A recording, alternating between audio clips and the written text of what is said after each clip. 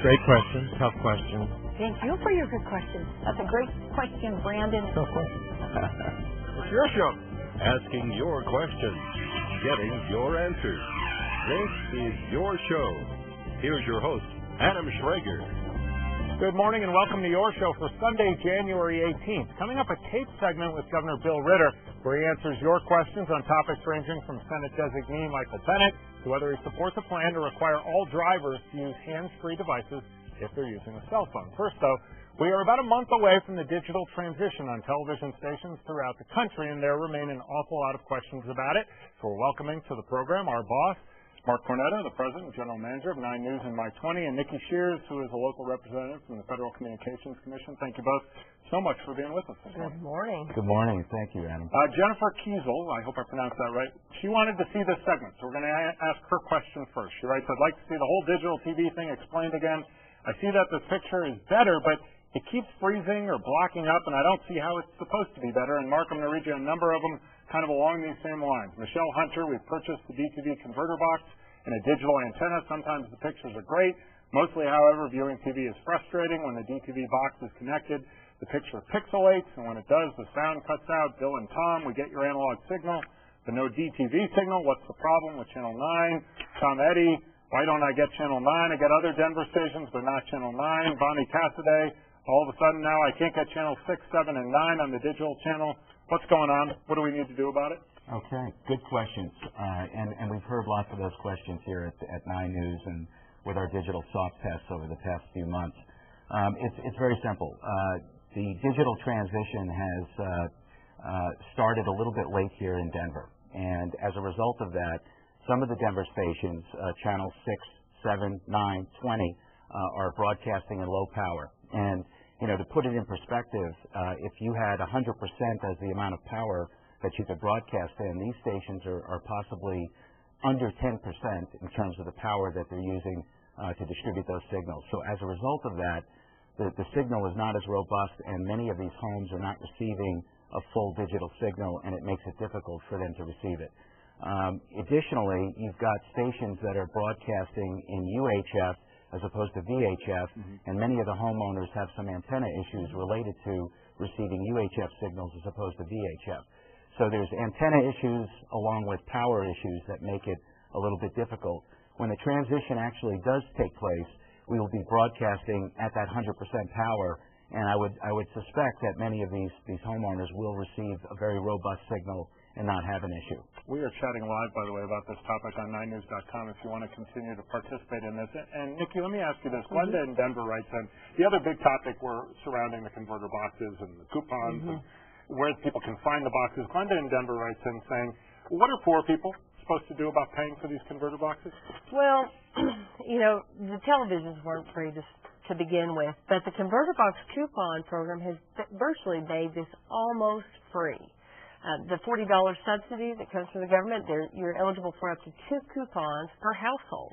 And when you use those at the retailers that have the boxes or online, all that you're going to be responsible for is the tax above the $40 or the shipping if you choose to order online. So it's almost a free program, not quite. Fred Porter follows up saying, how is it acceptable, though, that the transmissions of what's been free TV are going to go away when everyone who wants a box right now can't get one? There are not enough boxes, coupons, or money to equal the demand. Well, there are more boxes out there. Unfortunately, some of the retailers are experiencing a rush on the boxes. They'll get boxes one day, and the next day they're gone. But I would suggest to people that before they go out shopping, they call a retailer and perhaps put it on hold. And as far as the coupon program, as folks know, we've seen it in the news that there's been a hold in the money. Right now, we are experiencing a significant number of coupons are being basically expiring, and those monies are going back into the fund, and then that fund is continuing to distribute coupons based on what has come back into it. We're hopeful that there will be legislation or something along those lines, but that takes a congressional act to refund or to add additional funds to the existing program. We should get this out there. It was talked about in the Senate actually just this last week about whether this conversion on February 17th would actually be pushed back. If you can, kind of illuminate our viewers for where this stands right now. Well, as far as the FCC is concerned, right now the transition date is February 17th, and we want everyone to be ready by the 17th. Unless something happens in Congress, that's what we should all prepare for.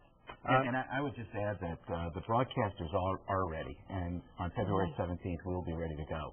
The issue is, do we leave people behind because they're not ready? And I think that's the issue the government is most concerned with. And an issue I would imagine for a television station you're concerned with as well. Right now, Nielsen, the service that measures all the TV stations' ratings and audience and whatnot, tracks the readiness of homes.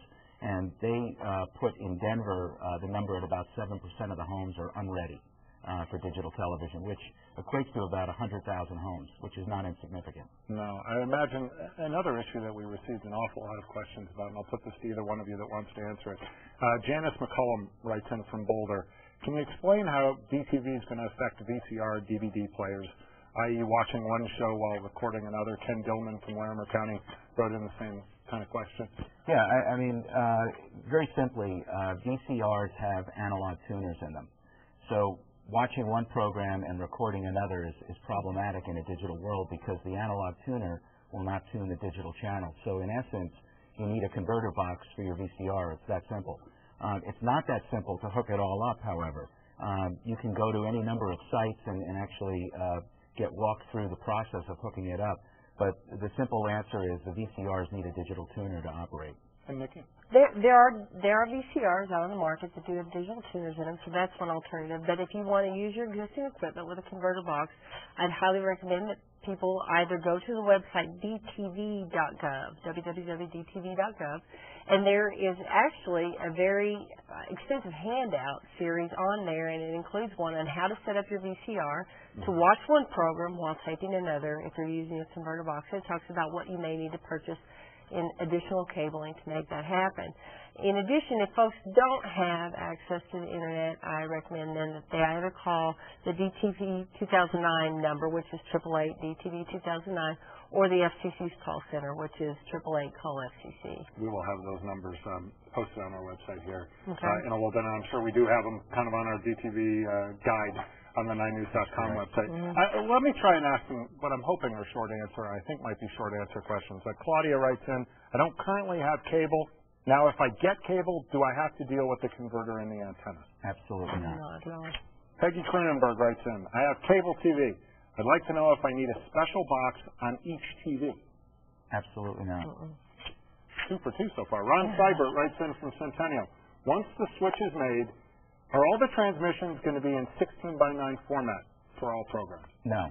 In fact, we'll have 16:9 and 4:3, but anyone who has a 4:3 set should know that all the broadcasters are making sure that the picture that goes home is safe for the 4:3 user, so that anything that's outside of that is not significant information that they're going to be missing, but it will be formatted in such a way that they'll be able to see what's critical on the TV screen. There may be some programs, perhaps from other stations, that come in the 16:9 format. When you go from 16:9 and it's being broadcast on a 4:3 aspect ratio, you'll find that you get a letterbox type, black bar on top, black bar on the bottom, to accommodate the programming. But there's also the old programming that might show up on an HD TV, and it comes in as 4:3, and you'll see what we call the pillar box format, where you, like pillars, you have black bars on either side. The nice thing about these converter boxes is they enable the homeowner to actually choose the format with which they want to see the display on their TV, whether it's in letterbox with the little black bars on the top so they see the full sort of 16:9 aspect ratio, or a full picture where it fills up the entire screen, and that's what we call center cut. So they have that option. I think I have time for 1 or 2 quick more. Laura Nunez writes in, once I buy the converter box, am I still going to need an antenna, or does the converter box replace the antenna? Yes, absolutely, you will need an antenna. And let me just add that there is no such thing as a digital antenna. It's a VHF antenna and a UHF antenna. We're still distributing the signals via VHF and UHF, and that's the type of antenna that you need. Mark Cornetta, Nikki Shears, we appreciate you coming on. Again, a reminder to the folks out there watching, the DTV transition does happen on February 17th. Those numbers again, 188-DTV-2009 is the phone number. We will have much more on our website, 9news.com/DTV. A taped segment with Governor Ritter is coming up. We'll be right back.